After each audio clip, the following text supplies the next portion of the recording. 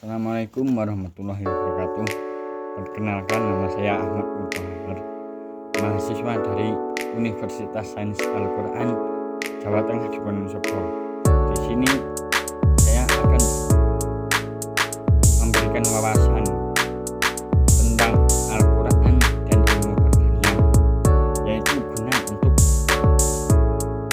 tugas mata kuliah Al-Quran dan sains modern yang diampu oleh Bapak Zainal Bukhari. Ya, langsung saja ke materi berikut. Ilmu pertanian dan Al-Quran itu bercocok tanam. Firman Allah Subhanahu wa Ta'ala dalam Al-Quran surat Yasin ayat 2 ayat 34 sampai 35 yang artinya, dan kami jadikan padanya kebun-kebun kurma dan anggur, dan kami pancarkan padanya beberapa mata air, supaya mereka dapat makan dari buahnya dan dari apa yang diusahakan oleh tangan mereka. Maka mengapakah mereka tidak bersyukur? Nah, di sini dapat diambil arti, yaitu barang siapa yang mendapatkan hasil atau sudah mendapatkan buah dari apa yang dia usahakan, janganlah lupa untuk bersyukur atas nikmat yang Allah berikan. Yang kedua yaitu pertumbuhan tanaman. Allah Subhanahu wa Ta'ala sudah menjelaskan dalam firman Allah Subhanahu wa Ta'ala surat Al-An'am ayat 96, artinya sesungguhnya Allah adalah yang membelah biji dan butir, dia mengeluarkan hidup dari yang mati dan mengeluarkan yang mati dari yang hidup. Allah lah yang melakukan itu. Maka mengapa kamu masih berpaling? Nah, di sini kita harus tetap mengingat kebesaran Allah SWT dan haruslah tetap bersyukur atas kenikmatan yang Allah berikan.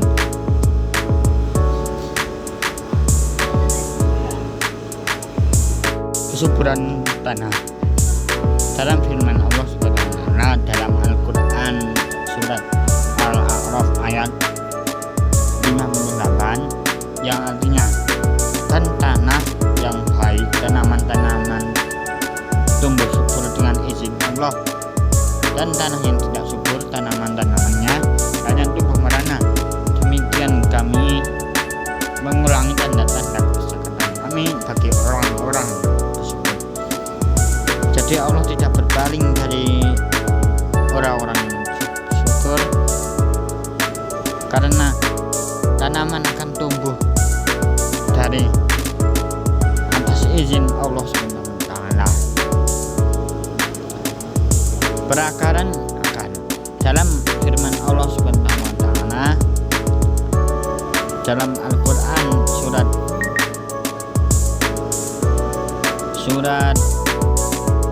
Al-Baqarah ayat 255 yang artinya, dan perumpamaan orang yang membelanjakan hartanya karena mereka keridhaan Allah dan untuk keteguhan, seperti sebuah kebun yang terletak di dataran tinggi yang disiram hujan lebat, akan menghasilkan buahnya 2 kali lipat dan tidak menyiramnya. Maka hujan gerimis pun memadai, dan Allah Maha melihat apa yang kamu perbuat. Di sini dapat disimpulkan dari Allah itu tidak akan berpaling dari apa yang dia usahakan.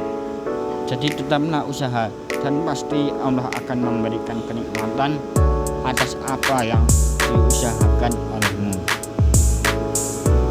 Dan tetaplah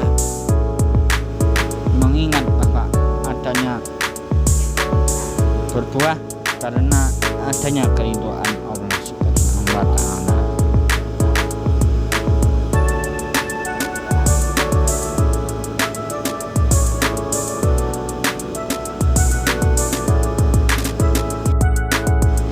Panen. Dalam firman Allah Subhanahu wa taala dalam Al-Qur'an surat Ibrahim ayat 25 yang artinya pohon itu memberikan buahnya pada setiap musim dengan seizin Allahnya. Allah memberikan perumpamaan itu bagi manusia supaya mereka selalu ingat. Nah, di sini dapat kita artikan dengan adanya buah karena adanya Allah Sang Maha Pencipta. Allah mendatangkan buah-buahan untuk bisa dimakan oleh makhluknya. Dan janganlah kita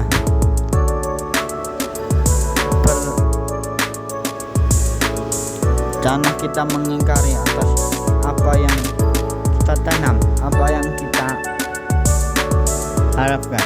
Tetaplah bersyukur atas apa yang Allah berikan. Komponen hasil dalam firman Allah pada surat Al-Baqarah ayat 261 yang artinya perumpamaan atau nafkah yang dikeluarkan oleh orang-orang yang menafkahkan hartanya di jalan Allah adalah serupa dengan sebutir benih yang menumbuhkan 7 butir pada setiap butir 100 biji. Allah melipat gandakan ganjaran bagi siapa yang Dia kehendaki, dan Allah Maha luas karunia-Nya lagi Maha mengetahui. Di sini dapat kita ambil pelajarannya, yaitu orang menanam satu benih akan tumbuh 7 buah. Dalam satu buah adanya peredaran alami dan buatan. Dalam sistem budidaya, air menjadi komponen yang sangat penting selain bahan tanah maupun iklim. Usaha pertanian menjadi salah satu usaha yang menggunakan air sebagai salah satu faktor pendukungnya. Pada zaman sekarang, keberadaan air yang sudah mulai langka. Oleh sebab itu perlu adanya penggunaan air secara efisien. Kesimpulannya yaitu air menjadi salah satu komponen terpenting dalam kehidupan suatu agroekosistem. Yang kedua, perlunya adanya pengaturan cairan agar menggunakan air dapat digunakan dengan seefisien mungkin. Yang ketiga, sesuai dengan firman Allah Subhanahu wa taala pada surat Al-Baqarah ayat 256. Demikian yang dapat saya sampaikan. Bila ada salah kata, salah mengucapkan, mohon dimaklumi. Wabillahi taufiq wal hidayah. Wassalamualaikum warahmatullahi wabarakatuh.